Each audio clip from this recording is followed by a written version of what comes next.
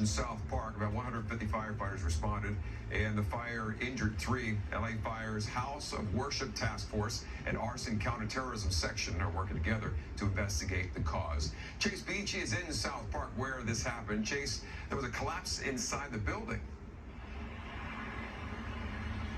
Good evening. That's right. That collapse was actually a ceiling collapse, which is why it was so damaging, both for the structure itself, and that's when those firefighters were injured as well that you mentioned before. Thankfully, they're all okay now. One firefighter was hospitalized but has been released.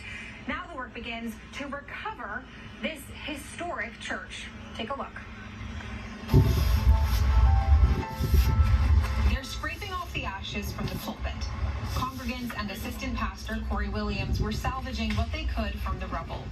Their church, Victory Baptist, went up in flames early Sunday morning. It still hasn't really set in yet, but these things are part of life, and you have to keep on going. Pastor Corey grew up in Victory Baptist Church. It's where he was baptized. He says while the destruction is shocking, seeing items like the pulpit is a reminder that they'll rebuild. The firefighters are excellent. They were able to get these items out, which is, again, part of our history. We just want to preserve our history of Victory. And Victory Baptist has a rich history. It was founded in 1943. The church played a key role in the community during the Civil Rights Movement and even hosted Dr. Martin Luther King Jr. Firefighters believe the blaze began in the attic, and arson investigators have been on scene to determine how it started. Battalion Chief Brett Willis says any fire at a house of worship is investigated. There is a house of worship task force that does get involved anytime we've got an incident involving a house of worship. The LAFD Interagency House of Worship Arson Task Force was founded in 1996 after a string of attacks on churches across the country. The investigation here is now underway. Pastor Corey says they will rebuild, but that the church isn't contained by the building.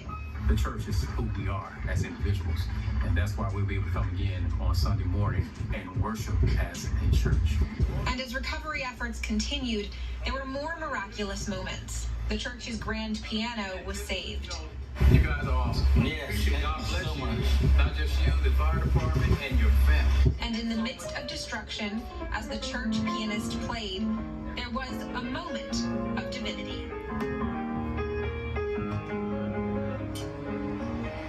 Now, I just want to show you a little bit more of the destruction that has happened here. So I'm going to step away. You can get a better idea, right? The smell of smoke and ash is still very, very strong in this area. And you can see it's almost a complete, total collapse, which is pretty unusual for this type of a fire in this type of a structure. That's another reason why the fire department told me they're going to make sure to do a thorough investigation of how this was started. But of course, we don't know yet what the reason was, why this fire started. But when you can see this damage, it's just even more remarkable that they were able to get anything out of here like that piano and that pulpit. Amrit? Yeah, I bet that piano never sounded so good. Chase, thanks so much. We're also tracking a fire on the Veterans Affairs camp.